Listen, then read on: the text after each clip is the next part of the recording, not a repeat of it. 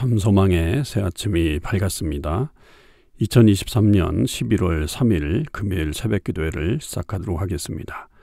다 같이 찬송가 382장을 찬양하시겠습니다.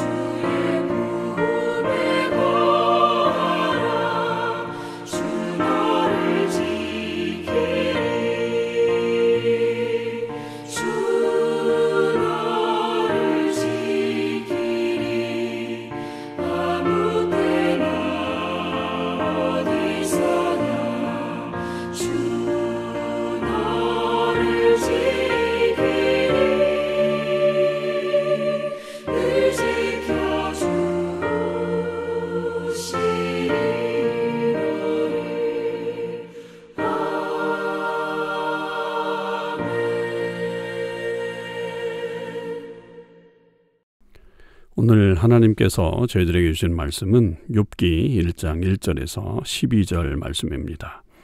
욥기 1장 1절에서 12절 말씀을 읽겠습니다.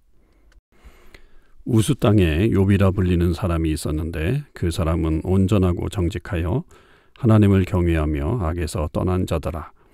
그에게 아들 7과 딸 3이 태어나니라. 그의 소유물은 양이 7,000마리요 낙타가 3,000마리요 소가 500결이요 암나귀가 500마리이며 종도 많이 있었으니 이 사람은 동방 사람 중에 가장 훌륭한 자라.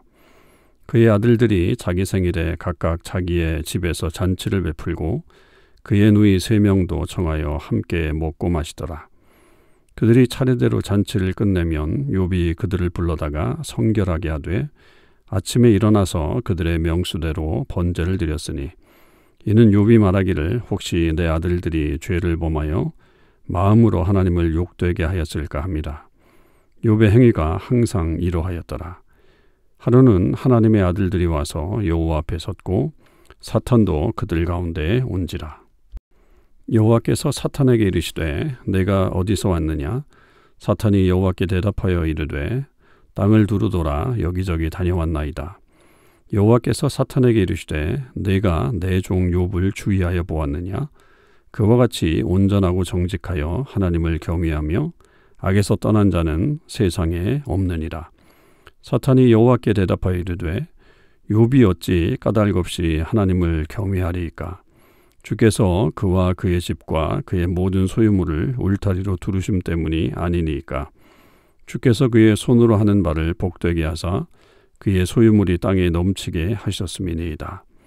이제 주의 손을 펴서 그의 모든 소유물을 치소서. 그리하시면 틀림없이 주를 향하여 욕하지 않겠나이까? 여호와께서 사탄에게 이르시되 내가 그의 소유물을 다 내 손에 맡기노라. 다만 그의 몸에는 내 손을 대지 말지니라. 사탄이 곧 여호와 앞에서 물러가니라. 아멘. 오늘도 이 새벽기도에 참여하는 우리 모든 참소망의 식구들과 또 하나님의 모든 백성들 위해 주님의 크신 은혜와 사랑이 충만하기를 주님의 이름으로 축원을 드립니다. 오늘부터 우리는 이제 욥기를 묵상하게 되겠습니다. 욥기를 묵상할 때 우리가 좀 주의해야 될 것들은 이 욥기가 쉽게 이렇게 해석이 되지 않기 때문에 우리가 어떻게 해석해야 되는 어떤 그런 방법들을 좀 알 필요가 있겠고요. 그리고 이 욥기에서 우리에게 들려주려고 하는 그 메시지가 무엇인지를 잘 파악하는 것이 매우 중요한 그런 욥기 읽기라고 볼 수가 있겠습니다. 욥기는 사실 우리가 통상적으로 이해하는 그런 지혜의 어떤 방식과 또 지혜의 결과를 우리에게 말해주고 있지 않습니다.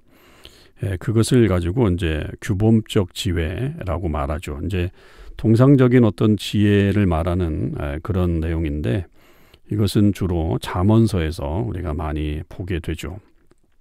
그런데 욥기를 읽다 보면 그런 어떤 통상적으로 우리가 이해되는 규범적인 지혜, 즉 다시 말하면 하나님을 경외하는 자는 이렇게 복을 받는다. 또 어떤 세상의 이런 이치를 잘 깨닫는 자가 결국은 지혜로운 자다. 또 지혜로운 자에게 주시는 복이 이렇게 물질적인 것도 되게 많다라고 하는 어떤 그런 통상적인 지혜들을 얘기하지만 욥기는 우리가 중간에 계속 읽다 보면 오히려 세 친구가 그렇게 이야기를 하고 욥은 거기에 대해서 계속 항변하는 내용으로 나오게 되죠. 그래서 이 욥기를 반성적 지혜를 우리에게 가르치는 그런 책이다 이렇게 이야기합니다. 다시 얘기하면 우리가 뭐 좋은 어떤 결과가 나오지 않아도 하나님을 믿을 것인가 어떤 그런 이야기 그리고 내가 하나님을 잘 믿는데도 왜 내게 이런 고난이 찾아오는가 하는 그런 내용들을 다루고 있다고 봐야 되죠. 그러니까 사실은 이게 우리에게 이해가 되면서도 또 이해가 되지 않는 그런 측면들이 있음을 알게 됩니다. 그래서 이 욥기를 읽기를 할 때 잠언을 먼저 읽고 그 다음에 이제 욥기를 읽고 그리고 전도서를 읽어라 이렇게 말하는 이들도 있어요. 왜냐하면 이게 규범적 지혜에서부터 잠언은 그거의 전형적인 이야기고 그 다음에 이제 그 중간에 있는 게 욥기고 그리고 이제 전도서를 가면 사실은 더 우리가 이해하지 못하는 인생의 정말 그 모든 희노애락을 다 겪어본 사람이 바라본 어떤 인생의 그 모든 것을 이야기하는 그런 반성적 지혜에 대한 완성본이라고 보는 거죠. 그래서 이제 그렇게 읽는 것이 좋겠다 이렇게 주장하는 사람들도 있습니다. 그렇듯이 욥기 읽기가 쉽지는 않다는 거죠. 근데 그런 측면에서 우리가 이제 이 1장과 2장은 이 산문으로 되어 있거든요. 욥기가 되게 구성이 산문 그리고 중간은 전부 다 운문으로 되어 있어요. 그리고 맨 마지막에 다시 산문으로 결론이 나게 되어 있습니다. 그런데 이 운문, 즉 이 친구들과 이 욥의 대화가 사실은 상당히 우리에게 헷갈리게 하는 그런 부분들이 꽤 많죠. 그래서 그 부분을 이해하기 위해서는 1장과 2장을 제대로 읽어야 된다라고 하는 거죠.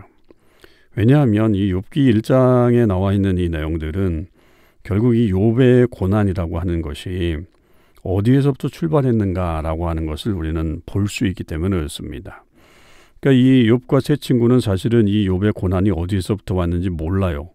그러니까 계속해서 욥과 이 세 친구는 서로 대화를 통해서 네가 잘못했기 때문에 그렇다. 욥은 나는 잘못한 게 없다. 그런데도 내가 이렇게 고난을 당한다라고 하는 것 때문에 계속 언쟁을 벌이지 않습니까? 근데 이제 그 단서는 우리는 알고 있다는 거죠. 이 1장과 2장을 통해서 욥의 고난은 욥이 잘못한 것이 아니구나. 욥이 잘못했기 때문에 된 게 아니라 하늘에서 그 회의를 통해서 그 결과로 이루어진 어떤 그 절대 하나님을 잘 믿는 사람에게 나타나지 말아야 될 그런 고난이라고 하는 것을 우리는 알게 되는 거죠. 그러니까 이 1장과 2장이 굉장히 중요하다는 거죠.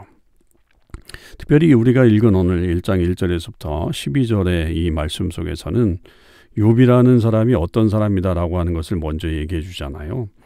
1절에 보면 온전하고 정직하여 하나님을 경외하며 악에서 떠난 자다라고 하는 것을 우리에게 알려주죠. 이거는 아주 전형적으로 하나님을 제대로 믿는 사람의 어떤 그런 모습을 욥이 가지고 있었다. 그래서 그는 그 결과로 엄청난 부자가 되었다. 이게 이제 잠언서에서 말하고 있는 규범적 지혜의 전형적인 모습이죠. 그렇게 이 욥은 늘 하나님 앞에서 그렇게 복을 받는 지혜로운 사람이다라고 하는 것을 말해주고 있습니다. 욥의 가장 큰 장점 중에 하나는 늘 하나님을 경외하는 거죠. 그래서 이 자녀들에게도 이 하나님을 경외하는 법을 가르치기 위해서 늘 자기가 아침에 일어나서 명수대로 번제를 드렸고 그 다음에 자기 아들들이 죄를 범하여 하나님을 욕되게 하는 것이 혹시 있지 않을까라고 하는 어떤 그런 걱정 아닌 걱정으로 늘 하나님 앞에 예배를 드리는 그런 사람이었다라고 하는 겁니다. 그런 측면에서 욥은 신앙인에 있어서 정말 완벽한 사람이었다라고 봐야 되겠죠. 그러니까 우리의 모습이 이 욥의 모습처럼 되어야 되겠죠. 다니엘서에도 보면 에스겔서에도 보면 이 욥에 대한 아주 칭찬이 나오지 않습니까? 그래서 다니엘, 노아, 욥 이 사람이 다 있다 할지라도 정말 이 사람들의 어떤 믿음을 칭찬하는 그런 내용들이 나오는 걸 보면 욥이라고 하는 인물의 신앙은 정말로 실로 대단했다라고 하는 사실을 먼저 이제 5절까지 해서 말해주고 있습니다. 이 부분을 통해 우리는 분명 하나님 앞에 신실하게 또 사는 사람들이 되어야 한다라고 하는 것을 알게 되죠. 그런데 6절에서부터 이 상황이 바뀌죠. 하늘 천상 회의로 바뀌게 됩니다. 그래서 하나님이 이 회의를 주관하고 계시는데 그때 이제 이 사탄이 와서 이 욥이라고 하는 사람을 고소하게 되는 거죠. 그러니까 이 사탄의 역할은 그렇게 하나님을 믿는 사람을 고소하는 그런 역할을 한다. 물론 이 악이 이제 여기서 사탄의 어떤 역할이 그 이상 더 중요하진 않아요. 1장, 2장 외에는 사탄의 어떤 등장이 나오진 않아요. 그래서 그냥 이것을 고소하는 자로 이렇게 보는 거, 그렇게 이해하는 것이 좋겠다 싶고요. 그렇다고 한다면 우리가 신앙생활을 할 때 우리를 향해서 이렇게 공격해오는 사탄의 공격은 늘 있을 수 있다라고 하는 거죠. 그런데 이 사탄이 주장하고 있는 것은 어떤 것을 얘기하냐면 제가 사탄을 봤다, 욥을 봤다 이렇게 얘기를 하잖아요. 하나님이 먼저 사실은 그 이야기를 먼저 꺼내시죠. 8절에 보면 내가 내 종 욥을 주회에 보았느냐 그와 같이 온전하고 정직하여 하나님을 경외하며 악에서 떠난 자가 세상에 없다라고 하면서 욥을 칭찬하게 됩니다. 그럴 때에 이 사탄이 9절에 이렇게 얘기를 해요. 욥이 어찌 까닭 없이 하나님을 경외하리까. 욥이라고 하는 인물 그렇게 하나님이 자랑하시는데 그 욥이 정말 그렇게 산 건 사실입니다만 그 사람이 왜 그렇게 사는가, 이유가 없이 그냥 무조건적으로 그렇게 사는 건 아닌 것 같습니다. 그렇게 하나님만을 사랑하는 게 아닌 것 같습니다. 뭔가 이렇게 이유가 있기 때문에 그런 건 아니겠습니까? 그 이유를 이제 10절에서부터 이렇게 쭉 설명하잖아요. 주께서 그와 그의 집과 그의 소유물을 울타리로 두르심 때문이 아니니까. 그러니까 이건 결국 욥이라고 하는 인물이 하나님을 경외하는 이유가 자기의 어떤 그 부를 위해서, 자기가 잘 살기 위해서, 뭔가 이렇게 번영하기 위해서 그렇게 지금 하나님을 섬기는 것 아니겠습니까? 라고 그렇게 이유를 대는 거죠. 이 욥기에서 이 까닭없이라고 하는 말이 되게 중요해요. 그래서 이 사탄은 분명히 이 욥이 그렇게 해서 복을 받기 위해서 이렇게 사는 것이다. 그렇기 때문에 이 하나님이 사탄에게 허락하면서 그럼 그것을 제거해 봐라. 그것을 제거해 보면 이 욥의 어떤 그 실체를 알지 않겠느냐라고 하는 것이죠. 이제 그게 고난으로 찾아오는 거예요. 물질적인 고난, 또 자녀들을 잃게 하는 어떤 그런 고난. 물론 이제 처음에는 몸에 손을 대지 않도록 그렇게 말씀하셨지만 나중에는 그 육신적인 어떤 질병까지도 포함해서 그런 아주 전체적인 어떤 고난, 그런 것들이 찾아왔을 때도 과연 하나님을 믿겠느냐라고 하는 것의 어떤 그런 내용들이죠. 그러니까 이 사탄이 얘기하고 있는 것이 우리의 핵심들을 찌르고 있는 거예요. 우리는 과연 정말 하나님을 진정 하나님으로 믿고 경외하고 예배하고 있는가?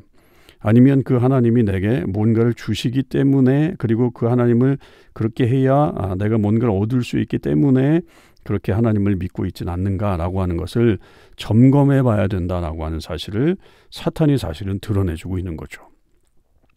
그러니까 우리의 삶에 있어서 어떤 고난이나 이제 힘듦에 대해서 앞으로 이제 계속 얘기하겠지만, 과연 그런 것들이 우리를 더 하나님께 가까이 가게 하는가, 아니면 하나님으로부터 멀어지게 하는 것인가라고 하는 것을 우리는 계속 생각해 보게 되고, 그래서 고난당하는 자에게 우리는 무엇을 어떤 방식으로 얘기해 줄 것인가, 그들을 어떻게 위로할 것인가 하는 것들까지도 우리는 이 욥기를 통해서 배우게 되는 거죠.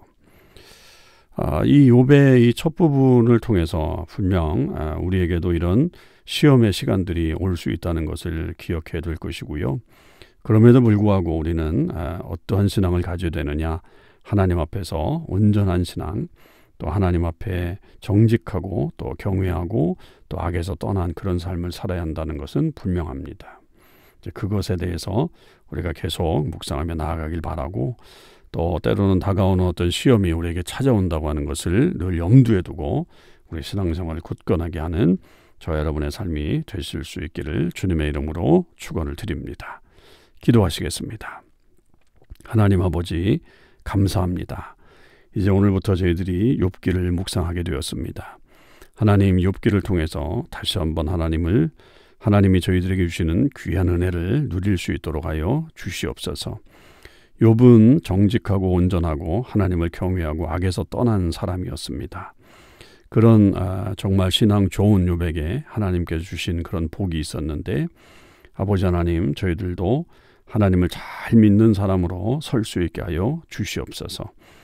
욥의 행위가 항상 이러했다고 했던 것처럼 저희들도 변함없는 주님 사랑으로 우리의 삶을 살아갈 수 있게 하여 주옵소서. 그러나 때때로 우리가 원치 않아도 다가오는 시험이 있고 어려움이 있을 수 있음을 예상케 하시고, 아버지, 그것이 우리에게 닥쳐올 때에 우리는 과연 어떤 신앙을 유지할 것인가를 다시 한번 굳세게 우리가 믿음으로 결단하고 나아가는 주의 삶이 되게 하여 주옵소서. 앞으로 욥기를 통해서 우리에게 들려주실 하나님의 음성을 기대하오니 주님 함께하여 주시고, 우리가 이 말씀을 통해 다시 한번 힘을 얻고 더욱더 이 우리에게 주신 날들을 기쁘고 소중하게 살아갈 수 있게 하여 주시옵소서. 감사드립니다. 우리 주님 예수 그리스도의 이름으로 기도하옵나이다. 아멘. 성도 여러분, 오늘 하루도 주님 은혜 안에서 승리의 삶을 사실 수 있기를 바랍니다.